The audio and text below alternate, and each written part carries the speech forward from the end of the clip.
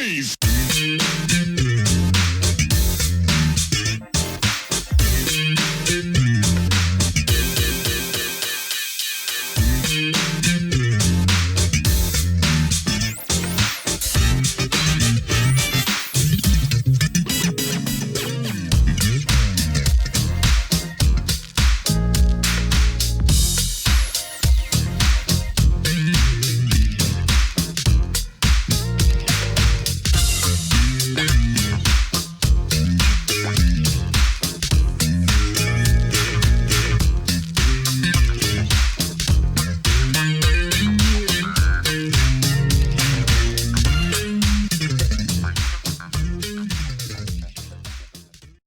Hello and welcome to another edition of Truth and Rhythm, brought to you by FunkandStuff.net. This is the interview show that gets deep in the pocket with contemporary music's foremost masters of the groove. I'm your host, Scott Dr. Jigs Goldfine, musicologist and author of Everything's on the One, the First Guide to Funk. If you don't have your copy, get on over to Amazon and pick one up. You'll be so glad you did. Whether you're watching the video version of this at FunkandStuff.net or on YouTube, or listening to the audio-only podcast version from providers like iTunes and Spotify, as always, I thank you so much for your continued interest and support in the show. Speaking of which, if you haven't already done so, subscribe to the Funk and Stuff channel on YouTube. That's where Truth and Rhythm lives. All kinds of goodies. You'll get early premieres, and it's all free, so make sure you sign up. Tell a friend, tell family. Also, get your official Truth and Rhythm and Funk and Stuff gear at the FunkandStuff.net store. Cool stuff like I'm wearing right here. Truth and Rhythm shirts. Show your support and love of the show and also the musicians and the music that they represent. Also want to give a shout out to the Funk Exhibition Center and Hall of Fame in Dayton, Ohio, of which I'm very proud to be an official funk ambassador. Go to thefunkcenter.org to learn more and keep the funk alive. And now, with all that, it's time to get on with the show. Enjoy. Hey, I'm pleased to welcome to the Truth and Rhythm Mothership keyboardist, singer, composer Michael Moneystone Judkins, a core member of funk group the ADC Band. Right, yeah. Bursting on the radio in 1978 with the top 10 R&B P-Funk inspired hit Long Stroke, ADC dropped 5 albums through 1982. Other standout tracks included Stank Machine, Talk That Stuff, that Stank Machine, Hangin' Out, Brother Luck, Roll with the Punches, U-Funk-Ula, and So Good. Yeah. So good to me, baby. Right on. Those superbly funk jams would be enough, but as we will discover, the ADC Band story goes much deeper, with roots stemming back from a true Detroit music legend. Yeah, all right, Johnny May Mathis. Moneystone, what's going on? How are you? Man, I'm doing all right, man. I'm just being out and about like a Boy Scout. You know, I'm on a hike through the Netherlands, getting into the Everlands. You feel me? I feel you. Yeah. Tell the people where you're coming to us from today. I'm coming to you from Las Vegas, you know, the new capital of music. That's what we're going to make this. Me and Larry Blackman and Tiger and some more of our constituents is going to create this as the new mecca of music. Feel that, G. Get with me now. Outstanding. I used to go out there a lot. I grew up in Los Angeles, and so it was close. Now, I don't get out there as often as I did, but glad to hear you're throwing down the funk in Vegas. Got the Raiders coming to town. It's a whole new scene out there, right? Whole new thing, man. Everything is all new. You know what I'm saying? But we're going to persevere, you see, because we marching for the right to funk. You feel me? Absolutely. Yeah. So, like I was telling you before we came on, big fan since, the Long Stroke happened, and glad to have you on, and want to hear, how it went down. So, yeah, man. Well, we started out as another band. Actually, this is how it went down, man. I was in a different band. I was a leader of another band called the Soulful Black Knights, and I was doing nothing but original music. And I did a couple of songs which I rearranged, you know what I'm saying? I was just getting into my musicianship, so this is how I got over on it. where nobody could call me wrong because I'm doing my own shit, so they don't know. You feel me? So it was just everybody just conforming to funk. You know, only thing we had was Sly Stone, man. You know what I'm saying? And we had a little bit of Earth, Wind, and Fire.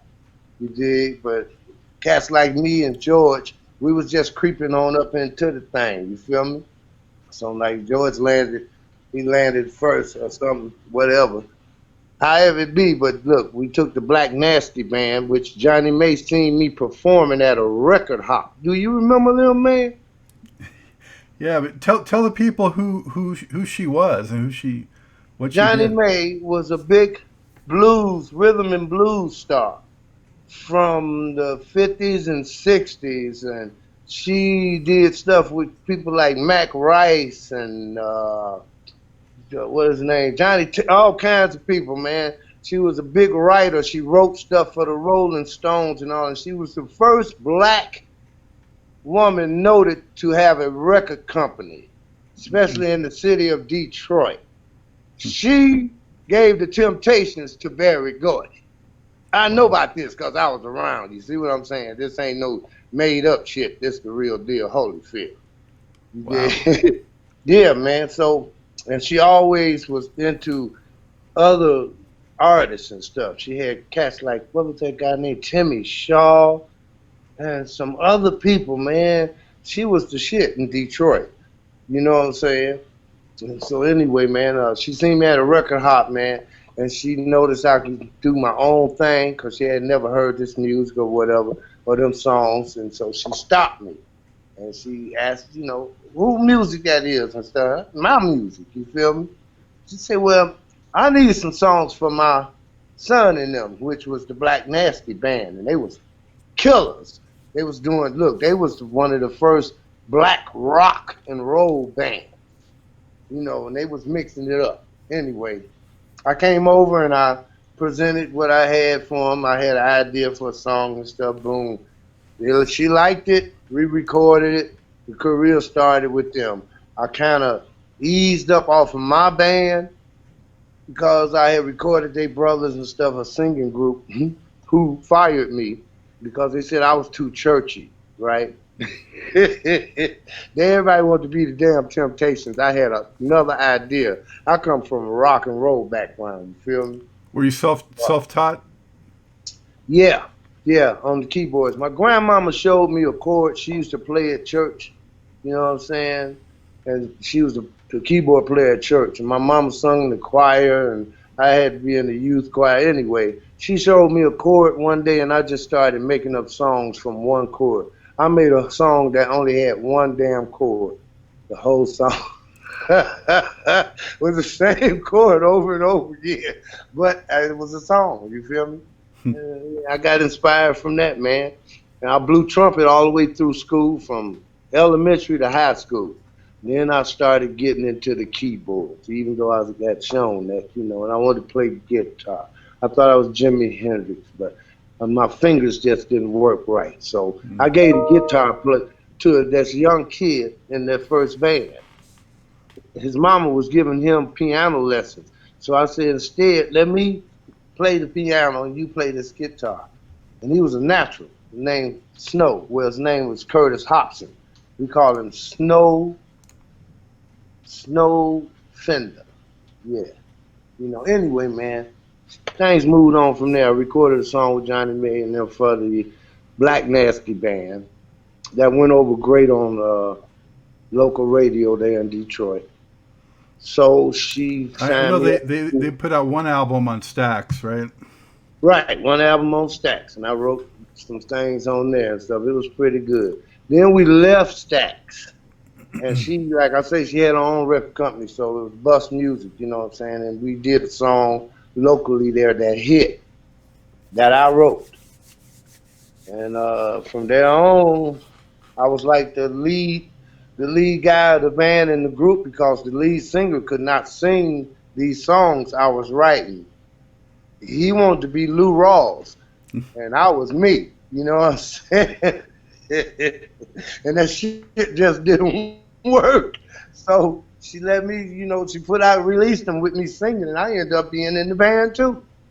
Also, her daughter and I hooked up. You know, we got a son there. You know, it was a great combination of talent. You know what I'm saying? So I could show these guys everything I was thinking, and hell, they pulled it off.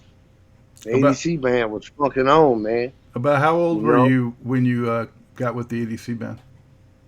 let me think. How old was I? Had to be 20 something, cause I got out. Let me see. I got back from Canada. I went to jail cause you know I ran from the draft and shit, man, and they locked me up for like 8 months. And Nixon gave us all amnesty, right? And I got out of that shit and went back to the music. So I must have been 21, And no, 22 or 23. Yeah. So anyway, man, that's what happened. I was around that age, and things started to progressing, man. And I was listening to everybody. We had some fantastic groups in Detroit, man, that was hitting it, that was killing. They was mixing the funk or the idea with funk with the R&B things, you know. And it was just the time when bands started to stick out because they had people singing in the band. You know what I'm saying? Beforehand, it was either a singer or it was either an instrumental band. You know, this was that beginning of that, what you call it. like What you call self-contained it? bands. Self-contained, man. Help me now. Help Yeah. me. I ain't had all my medicine, man. But anyway, that's how it went, man. And we recorded about, I don't know, 4 or 5 songs before we did the long stroke. We did the long stroke. I did that, man. It was just a vamp in between the songs on our shows because we had got real popular doing live shows, man. We was all up and down the Chitlin circuit. Plus in Detroit, we did the biggest clubs, Henry's and Phelps and all that kind of shit, right? So it was something for me to keep the audience interested as we changed songs. You know what I'm saying? A lot of times bands back then, we'd do the inserts, you know, the excerpts and stuff, man, and then the song is over. And then, you know, a lot of us, we was young. We be questioning what the next song is and all that kind of shit. So to keep them, so I could keep control of them, I started talking. I didn't know it was fucking rap. You know what I'm saying? I'm talking shit to everybody to keep them interested. You know, and I said, give me this four on the floor. That's boom, boom, boom, boom, boom, boom. Then I got on my keyboards and made that little walk. Doom, doom, doom, doom, doom, doom, doom, doom, doom. Do you know what I'm saying? And the Yeah. band just joined in and followed this shit. Okay. Next thing I know, Johnny May talking about, they really like that shit. Let's go in the studio. We were in the studio every week, man. You can't imagine the music that never got out that you guys missed that we done did. You got to go back, man, and check out when you go to ADC. They're gonna go back, even Black Nasty and all. Check out some of them songs that got different labels on it, other than Atlantic and Cotillion. You feel me? You're gonna really hear some shit. I was way more advanced back then than I ever could have thought. I didn't even know I was in another spectrum doing funk. You know what I'm saying? I had another idea for funk. Even though I traveled down that thing seemingly like George. But if you realize at that time, 78, wasn't nobody rapping with no damn funk. Not even George. He was funking, but he wasn't rapping. I hit the knob with that, you know what I'm saying? Johnny may say, well, man, they really like that. Let's go cut. We need to do y'all a new album because we had a single out. I think it was In the Moonlight or something like that. Anyway, no, it was Stank Machine. That's what was out. It was Stank Machine. And I played rhythm guitar on this joint, right?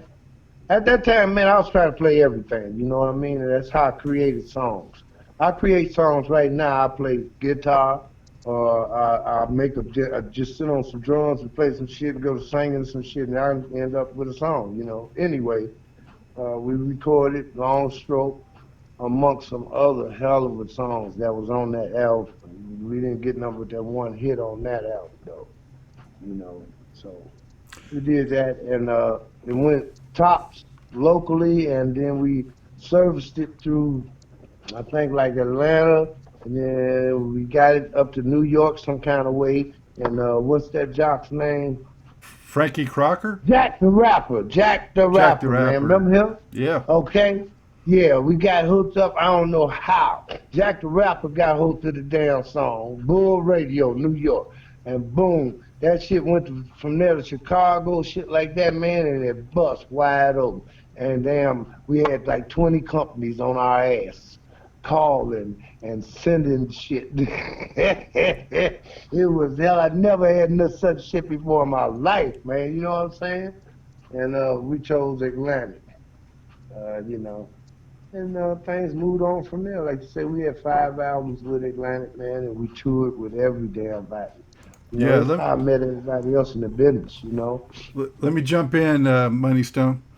Yeah, man. Yeah, so when that track dropped, Long Stroke, Hmm. I mean, people at first, I know, people that I hanged out with and myself even thought maybe it was actually, associated with P Funk when it first came out because it sounded so much in that groove, so authentic Yeah. that it was Oh, like, yeah. God damn, For sure. is that a P Funk joint, Everybody thought we was P-Funk, man. You know what I'm saying? Which I truly appreciate. Thank you so much, P-Funk, for, creating that avenue. You know what I'm saying? But we was on some other funk, like that mother funk. You know what I'm saying? And people, Funk do what and, funk do, baby. You and feel me? I feel you. And people need to know that you're the one doing the rap on that. So, Yeah, man. yeah. I created the whole damn thing, the song, the way it went, the performance of the instruments. I did the whole damn thing. Like I said, that was some shit I created to do in between songs, man. So it was my thing, my vamp. But everybody else contributed by playing and doing from the start, I was a producer and a writer. You feel me? More so than I was just an entertainer. The entertainment thing came because we had to keep it moving. You know what I'm saying? And it It taught got me a lot. I learned a lot of shit on the road, man, and I incorporated it in that song. that, You feel me? It's that's, like my expression.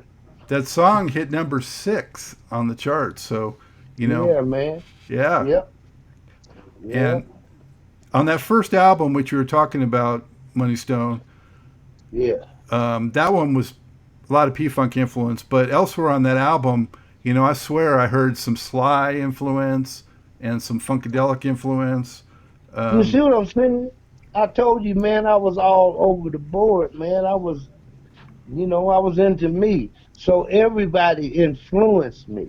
So I created songs that had the how can I say, had the movement of other influences, but they were still like, Moneystone and the ADC band. Like I say, the ADC band and the clan. We had the master plan, man. You know what I'm saying? so after that hit like it did, what do you remember about going out on some of those tours with some of the other funk groups? Man, it was all fantastic. All of the people, man. We went out with everybody. Like Mother's Finest. And, let me see. Fucking, man, Cameo. I'm with Cameo Nation right now, man. You feel me? And we was out, man, we with everybody, man. Everybody. When I say everybody, I'm talking about everybody at that time, man. You know what I'm saying? We opened what was that? Saginaw. Yeah, we did. We didn't open, but we was like the second or third act on this big thing for Coach for Kids with headlining Earth, Wind and Fire, right? P Funk, George Clinton, P Funk. You know what I'm saying? Uh, Rick James was on there. Us, the Emotions. It was a whole. It was like 11 damn acts, man. You feel me? It was hot and it was super, man. And we went out with everybody. Well, we was on tours with everybody. We crossed. Shaka Khan, we was Frankie Beverly, shit, man, you name it. We was the Slave, opening or second act, huh? slave. Slave, yeah, man, all that shit. We was out there with everybody, man. And that's how I met everybody, man. Gap Band, me and Charlie Wilson, like, for 50 years. We like this, you know what I'm saying, man? Yeah, we all And it missed was those good. tours in those days. I sure missed them tours, man. We was funking like no tomorrow, man. And at that time, even so today, it's like a state of musicological warfare, you know. So we had to keep on fighting, you feel me? And we put that shit down like that. Especially, you ever catch some of them live shows, man? Oh, Shit, we nailed that shit to the wall. We was carpenters on their ass. We beat that shit to the wall, G. You know what I'm saying? so, Money, Yeah. let's talk about the next album, Talk That Stuff, because to me, although you didn't have a hit as big as Long Stroke, from end to Right. end, I think it's a stronger album. It was a strong album for sure. Uh, that particular album, see, Long Stroke album, they did, you know how companies do, man. They get your shit and they remix it and all that shit. And it's their product, period, actually. On Talk That Stuff, we had a little more leg room. They allowed me to help on the mixing and shit like that. You know what I'm saying? So it came out fatter, much fatter, as you know. It was matter of fact, it was one of the better albums, if you ask me. That second one, Talk That Stuff, man. And Yeah, I wrote the the horns are a horn lot stuff. punchier too. Yeah, I was just saying, I wrote the horns and shit, man. You know what I'm saying? I did all the horn parts and shit, man. I had different horn players, the ADC Band horn section, but I came up with all the horn shit and the patterns, man. And I had help from the bass player and from Snow, and from Kubla Khan, the drummer. You know what I'm saying? So we all came up with that thing, man, and it was just so much better. I wish the company had got a little more behind us on that one, but they didn't. You know how companies do. More I'll be wondering how in the hell we got 5 LPs. You know.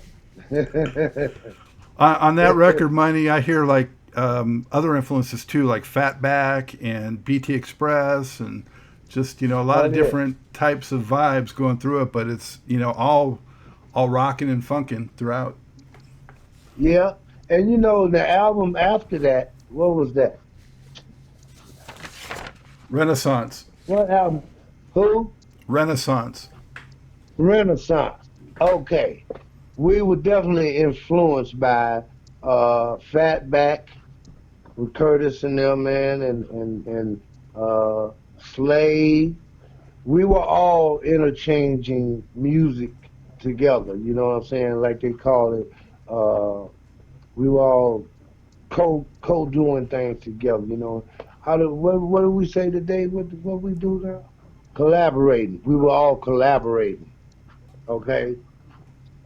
We had Ed Ellaby, who was he had Slave, I think. No, he had wasn't Brass Construction. He had this other band, big band. I can't remember their damn name. They had a big hit. Anyway, we are all at Atlantic with uh, cooperate with each other. You know what I'm saying? With ideas and shit and influences. Well, We had they took a lot of my influences on some of their albums and shit like that. Like, we was collaborating, you feel me? And yep, some parts like Ed Ellaby produced some of them things on there, as a matter of fact. yeah. I see him Yeah. on the credits here, but that third record produced by Mass Production. Mass production. That's what I was trying to think about. Yeah. Yeah. Yeah. We did some stuff with on them and shit like that, It was great. They had some good stuff, man. And that's another thing. We showed our ass on stuff cause I don't care who you were, you can come in and we could do whatever the hell you wanted. You know what I'm saying? We get something good up out of it. So I have to appreciate everyone involved. It was a great adventure. You know what I mean? I really like "Hanging Out" is a jam on that one. Hanging out. Now, that's my song. Okay, that wasn't produced. I mean, it was produced by them, but that's my shit. I arranged the whole damn thing. As you notice, it started with the keyboards, organ, and all that shit. You feel me? Doom, doom, doom, doom, right? The do, I do, zoom, doom, doom, doom, a book, a book, a book. That's all my shit. You know what I'm saying? They produced the hell out of it. I have to give them hell of a credit, man. Them guys had great ears, man, especially for producing and mixing, man. That shit was tight, man. You know. I had another collab on. Wasn't so good on that album too. So good. Yeah, what album was so good on? No, that was on the last one. That was with the Fatback guys. Oh, okay. Yeah, well, we ADC Band. Well, actually, Kubla Khan and Purvis and myself, we came up with so good because the Talk Box had just come out. You know what I'm saying? So he and I, Purvis and I both did. I did some talk box shit on the keyboards, and it was off of the Odyssey. That's what you had to do the fucking talk box with, and he did it with the guitar on So Good. It came out really great. We was experimenting shit, man. You know, You jumped ahead, but that's definitely one of my favorites. I mean, so good. yeah, You know. yeah. So Good is out of this world, man. It's a song I'll never forget because we put something in there. And it was at a time when Roger was hitting too, with the voice box. So Right. Roger had just hit the scene. Yep. Roddy Problem. Huh? Yeah, with that talk box. Yeah, Roddy Problem. Yeah. So me and Purvis, we did that song. Me, Purvis, and Kuda Khan, the drummer. Actually, he came up with that groove, and we stuck so good to it. Because that's what we were saying, that the groove was so good.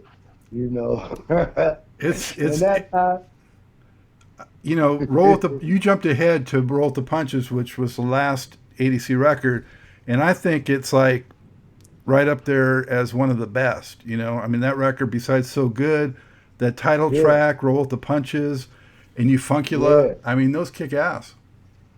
Yeah, U-Funk-Ula, man, I created that. Right after we left New York, I created that damn song. It came to me. You know what I'm saying? And, that's one of my own. I didn't have no influence from anybody on that particular song. I just one of my head jobs. You dig? And it came out great. It was real different too. You know. But yeah, all that shit was great, man. And Roll with the then Punches was kind of like a Long Stroke sequel. yeah, it was really, but it was better. It was tighter. It had greater meaning too.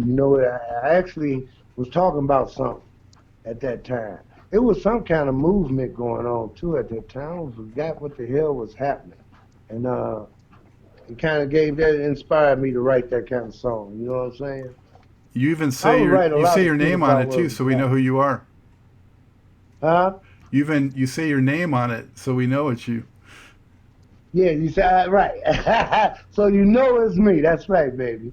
I have to, give accountable things for Moneystone. Don't y'all never forget that. Yeah, yeah. I need y'all to drop your socks and let the fungus be among us. Yeah, baby. But Yeah, then, I moved on, man, from the ADC band.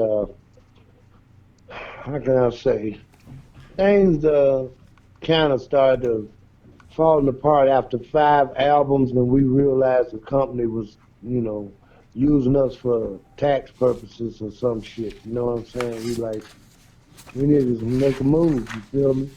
And we went. I forgot that guy's name. It wasn't none of Dallas, but it's a dude out of where was that? Austin, Texas. I forgot this cat's name. He was a big producer, a record company owner.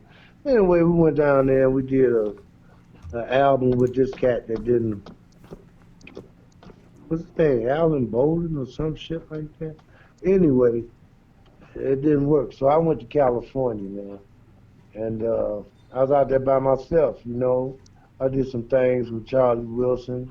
He produced I had a solo thing I did, you know what I'm saying? And he produced that for Charles Smith, C.W. Smith, which used to be their personal manager, Gap Band. Anyway, me and Charlie was About good what year friends was that? anyway. That was '83, man. And you can go online to get the song. It's called Sexulation by Moneystone, produced by Charlie Wilson for Charles Smith. I forgot, I think it was Charles Smith Records or CW Smith Records or CW Records, whatever. It's online though, man. And some bitch cost $59 for the damn single. Ain't that something, man? I'll be glad if y'all going out there and buy it, cause I need some money. You You hear me? should I have need to stashed a match my bunch of them. name. I need to match my name, man. Shit, don't let me fall, y'all. Pick me up. So anyway, I did that shit, man, and I hung out with Ike Turner. I was Ike's band director for a almost them 3 years I was there, man. I was kicking it with Ike and kicking it with everybody, man. Oh man, that was a hell of a time at LA scene. You know what I'm saying? I ran across everybody. I was doing all kinds of shit, and I was doing studio work and shit. I was trying to get my solo shit together, and I was trying to deal with era stuff, and I wouldn't get no action, and I could never get Clive Davis. Can see your Clive thing. Davis and Johnny May was like that, man, you know. So I couldn't get anyway. I couldn't get my solo thing off the ground right then. So I started plugging in with other bands and different stuff, a lot of different cats. And finally, I left there, man, and I went on back home, and I released some songs. I had my own little poop up record company, Future Electric, which I also had before I even started any of this. And I wrote songs for the Dramatics, never released, but I did stuff for the Dramatics, man. Uh, a number of artists, especially there in Detroit. You know what I'm saying? Myself and this cat, Jerome Shell, we had a record company. A group called the Steptones, too. Check them out. That music on them was way ahead of its time. But they was like the Temptations, right? But we did music like I'm saying, like the way I felt. I did my own thing. I was just really getting together on the keyboards. I was really getting super creative with that. That was actually started before ADC Band and continued after. You know what I'm saying? So anyway, Who inspired you on uh, keyboard, Moneystone? what started me? No, who inspired you? What players? Oh man, when I started playing keyboards, I was inspired by cats like Chick Corea and shit, Herbie Hancock and shit, you know, George Dukes, because they were so experimental, man, and they crossed them boundaries. Now, I also was inspired, like with Little Richards. I love that playing stride piano and shit. You know what I'm saying? Because when I grew up, man, there was a lot of that in my neighborhood in Detroit. I lived in a neighborhood called the Black Bottom, and so it was a lot of honky tonk joints and blind pigs. You feel me? And they would have little 3-man quartets and shit like that. Piano player, upright bass, and the drum player went up at the snare and the fucking foot pedal, you know what I'm saying? And one cymbal. And sometimes a sock cymbal, most times none. So I've got my shit, you know, and they piano players be kicking it, man. You know, damn, what was his name? Little Johnny, oh man, I can't remember some of these cats' names. If I said some of them, I seen them. Fats Domino even, man. I Johnny. was living across from Fats Domino, man. And I used to go over there and sit on his porch while he be in there playing sometime. You know what I'm saying? And I was singing with a group at Motown called the Monitors. And they had a record out called Greetings, Uncle Sam. That was about the war and shit, you know. Anyway, I got influences from a whole lot of people. Listen, Eddie Hazel was not a keyboard player, he was a guitar player, right? Mm-hmm. I knew Eddie before it was a goddamn Funkadelic. You dig what I'm saying? We had a little poop-butt band, you know, with this cat, Skeet Curry, Detroit, up on Mack Avenue. And Martha Reeves' brother, Victor Reeves, was the drummer. Ski played guitar, Eddie Hazel played guitar, and we had a guy, uh, something Green. His name was something Green. I can't remember his first name. Ed Green or something like that. He played B3 organ. And I was a singer. I was dipping with keyboards, but I couldn't really play, like they could. You know what I'm saying? And I was singing. And like I say, I came from rock and roll and shit, so I could do all that screaming and shit, plus I could sing. You know what I mean? So we had a little band, man. We used to go to this joint, and the Eddie and them kept going, called the Soul Expression on Grand River in Detroit, man. That's where George picked Eddie Hazel and Funkadelic up from when Tiki Fullwood came to Detroit, man. Wow, And it that's was some serious history right Billy there. Bass and shit. Yeah, Billy Bass was playing bass and shit, and Eddie and them had a band. It wasn't a fucking Funkadelic. It was just whatever they called it. I forgot what they called themselves. But George just come down and peep out everybody, you dig? And everybody was doing this acid thing. So we was crossing over, when it was the hippies and shit, free love and all that shit, you know what I'm saying? So it was issuing in a new era, man. I seen cats like what's them boys' name? Kiss on the fucking waterfront, the Renaissance waterfront, Detroit. Before they ever blew up or anything, the lead singer had on a clown suit. The rest of them was natural. Hmm. And we drank wine and smoked weed and dropped acid back then. You feel me?